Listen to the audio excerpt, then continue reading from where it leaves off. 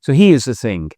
How many of these 60s rock bands do you really know? Are these just part of your dad's playlist? Or really rock legends?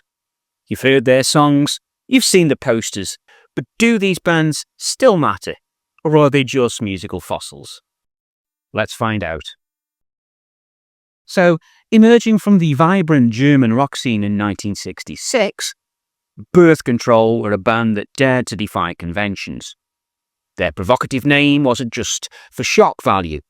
It signalled their intent to challenge societal norms and musical boundaries.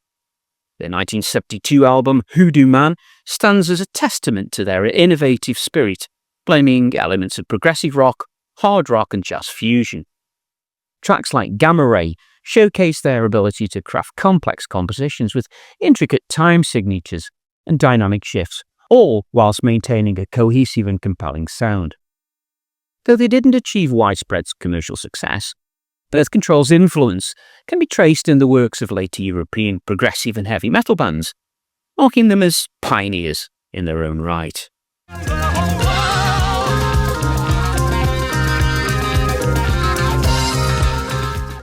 Next, hailing from Scotland, Iron Claw formed in 1969, and drawing on heavy inspiration from the burgeoning heavy metal scene, particularly Black Sabbath. Their sound was characterised by thunderous riffs, gritty vocals, and a raw energy that prefigured the doom and stoner metal genres. Now, despite recording a wealth of material in the early 70s, they remained largely under the radar until the release of their self-titled compilation in 2009, believe it or not, which brought their music to a new generation of listeners. Iron Claw's contributions to the heavy metal genre are now recognised as foundational, offering a glimpse into the genre's formative years.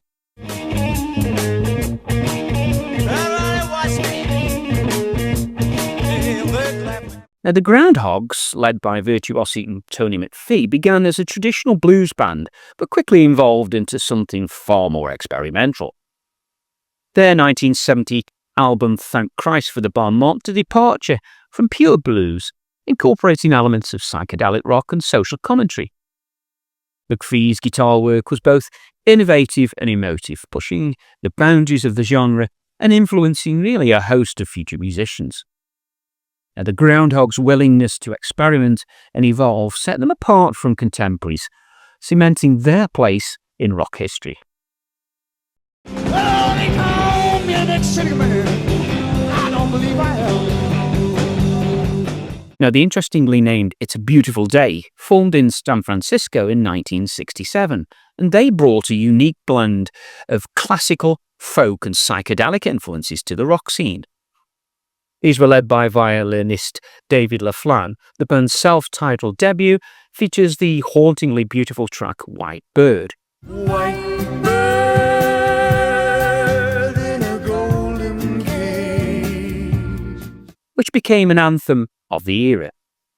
Their music is characterised by lush arrangements, soaring melodies and introspective lyrics, offering a more refined and contemplative take on the psychedelic genre. Though they never achieved the commercial success of some of their peers, It's a Beautiful Day's contributions to the San Francisco sound remain really significant. and love is too slow for those who wait, and love is too swift for those who fear. Love. Bobby Grape's 1967 debut album is often hailed as a masterpiece of the psychedelic era, showcasing the band's remarkable versatility and songwriting prowess. Tracks like Omaha and Hey Grandma blend rock, country, blues and folk influences into a cohesive and exhilarating whole.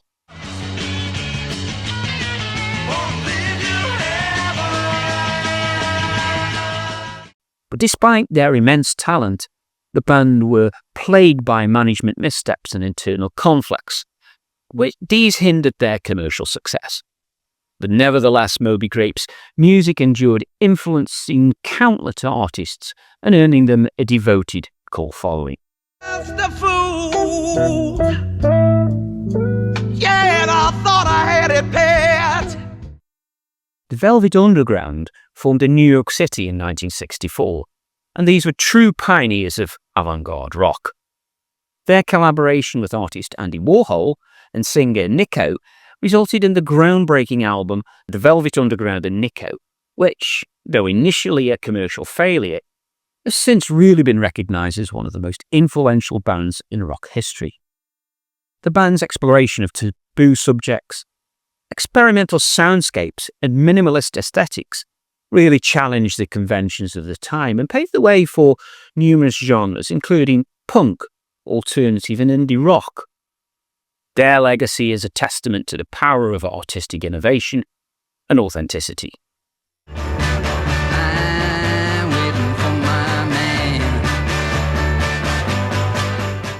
Captain Beefheart next. He was born Don Van Vliet as a visionary artist whose work really defied categorization. His 1969 album Trout Mask Replica, produced by Frank Zappa, is a complex and challenging masterpiece that blends blues, free jazz and surrealist poetry. While the album's unconventional structure and abrasive sound alienated some listeners, it has been lauded by critics and musicians alike for its originality and influence. Captain Beefheart's fearless experimentation and refusal to conform has inspired generations of artists seeking to push the boundaries of music. The tits were stacked, the wind blew low, the wind blew high.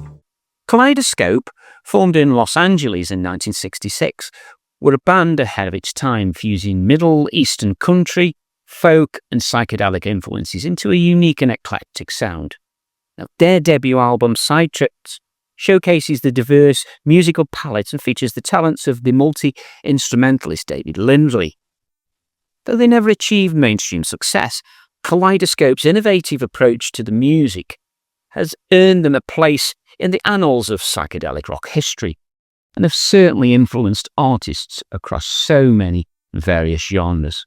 Stand by me. You don't need to say The Small Faces, formed in London in 1965, were a quintessential mod band, and their music evolved to embrace psychedelic influences. Their 1968 album, Obden's Not Gone Flake, is a concept album that blends whimsical storytelling with innovative musical arrangements, showcasing the band's creativity and versatility. But despite internal tensions and management disputes leading to their disbandment, The Small Faces' impact on British rock is undeniable, influencing future movements such as Britpop and earning them a place in the Rock and Roll Hall of Fame.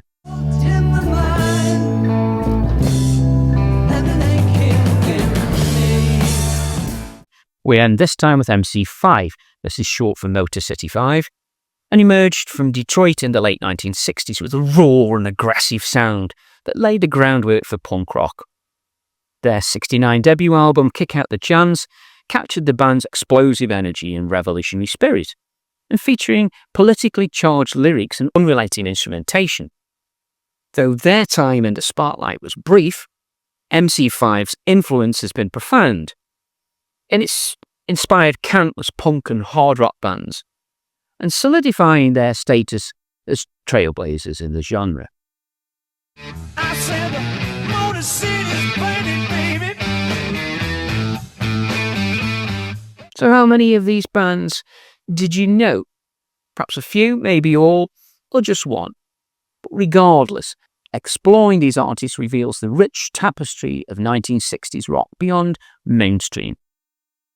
Now, I have done a previous video on bands from the 60s, and that proved very popular indeed, and that's the video I want you to watch next.